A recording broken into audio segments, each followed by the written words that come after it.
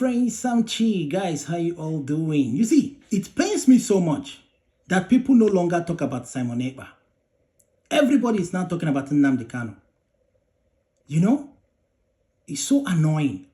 Even all the Biafrans living abroad, none of them did sit at home for Simon Ekpa. Instead, they were brainwashing those ones who are back home in Nigeria to observe sit at home. Imagine that all the Biafrans abroad all observe the sit at home. Every Monday, they will stay at home. They will not go to work. Or maybe in mass, they will all filter into Finland. Block everywhere. Block everywhere. Block the whole road. So that their savior, Simon Ekpa, will be released.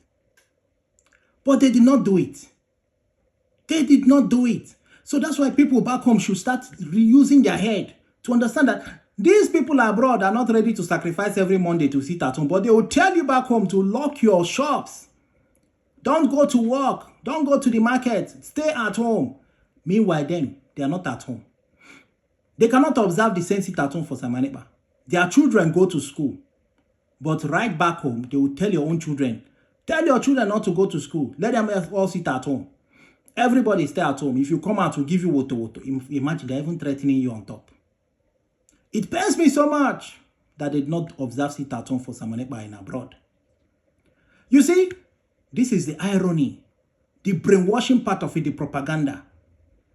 They make you guys back home, you know, to lose money, lose revenue.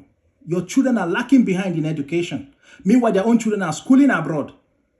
They are going to work. They are not ready to lose their job because they know that when they start observing sit at home abroad or trying to go and protest, most of them will be arrested. Most of them will lose their jobs. They won't do it. But they will tell you in Nigeria to observe 2 weeks sit at home for Nnamdi Kanu. Why can't they equally do it and say, all Biafrans abroad, you must observe 2 weeks sit at home.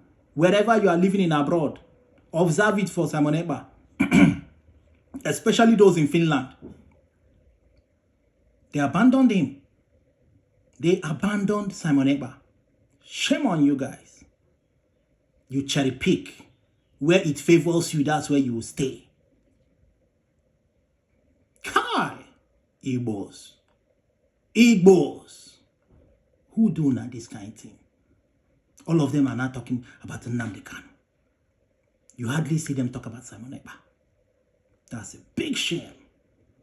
Big one. Shame on you guys. You cannot observe sit at home.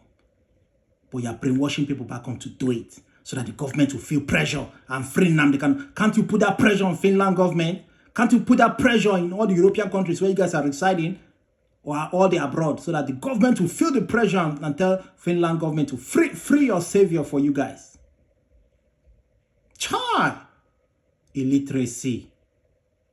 Illiteracy, because you know it will be very difficult to brainwash people abroad to sit at home. Or tell your children not to go to school every Monday. You cannot do that. You love your children, but you want to render other people's children back home useless. I pity all those ones back home that are buying into you people's brainwashing. You guys are buying it, they are brainwashing. They are brainwashing you guys back home. And you guys are the ones being pied. You guys are the ones that will be labeled sabo if you dare go to work. But thank God it's over, Sha. Thank God. That was a nightmare. I don't even know who brought that thing up. I don't know who brought that formula. Useless formulas. Wickeding your own very people. While the other people in other parts of Nigeria are enjoying themselves, doing business, making money. You are subjecting your people to pains, misery, buying them if they disobey orders. Is that the kind of Biafra? That's a litmus test of how Biafra will be when it comes. When they give an order, you feel they buy you. Where's the freedom of movement? Where's the freedom of speech? Where you talk, they tag you sabo. But they will tell you that Nigeria is suppressing them. Nigeria doesn't want them to talk. Nigeria doesn't give them freedom, blah, blah, blah. But are you giving your own people freedom?